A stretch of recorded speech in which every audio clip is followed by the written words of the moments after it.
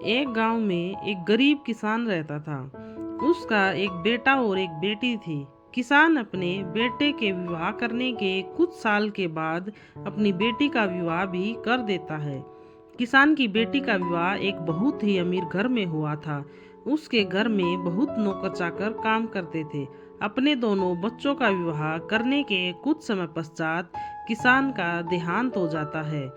किसान की बेटी को धन की कोई कमी नहीं थी, लेकिन उसका बेटा बहुत गरीब था। वह किसी तरह खेती मेहनत मजदूरी करके अपने परिवार का पालन पोषण करता था। उसकी पत्नी भगवान बोले शंकर की बहुत बड़ी भक्त थी। गरीब होने के बाद भी वह भगवान से कोई गिला शिकवा नहीं करती थी। वह थोड़े में ही गुजारा कर लेती और अपने परिवार के साथ खुशी से रहती थी। वहीं उसके पति की बहन धन ज्यादा होने के कारण घमंडी थी। वह अपने भाई की गरीबी के कारण उनसे कोई रिश्ता नहीं रखना चाहती थी। उसकी बहन धन के घमंड में इतनी चूर थी कि अपने भाई को देखना तक पसंद नहीं करती थी। समय बीतता गया। एक बार उसकी बहन के घर ननंद की शादी थी।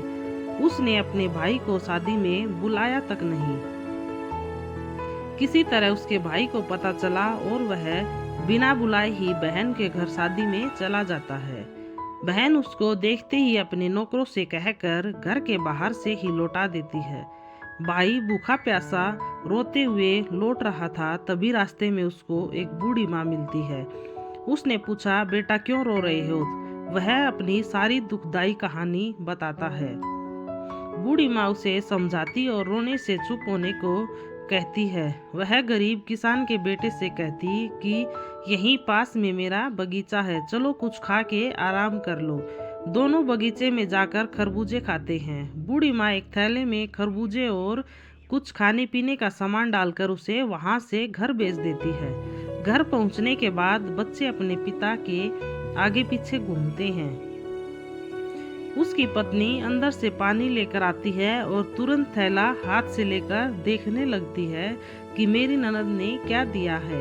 बेचारा भाई वहां से चला जाता है। उसकी पत्नी जैसे ही उस खरबूजे को खाने के लिए काटती है तो उसमें बीज की जगह हीरे मोती चमक रहे होते हैं।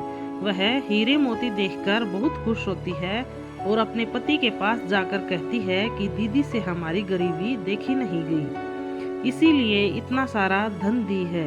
बेचारा किसान भाई सोच में पड़ जाता है और किसी से कुछ कहता नहीं है। अब भाई की भी बहुत धनी और पैसे वाला हो गया।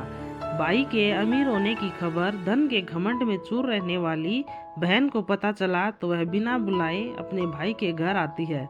यह देखकर भाई मन में सोचता है कि जब मेरे पास धन नहीं था तो बहन मुझे देखना तक नहीं चाहती थी।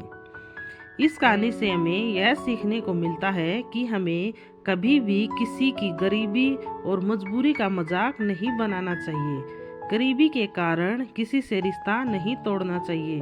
समय कब कैसे करवट ले लेता है कि गरीब अमीर और अमीर गरीब बन जाता है। इसीलिए सभी के साथ आदर सत्कार और प्रेम से रहना चाहिए।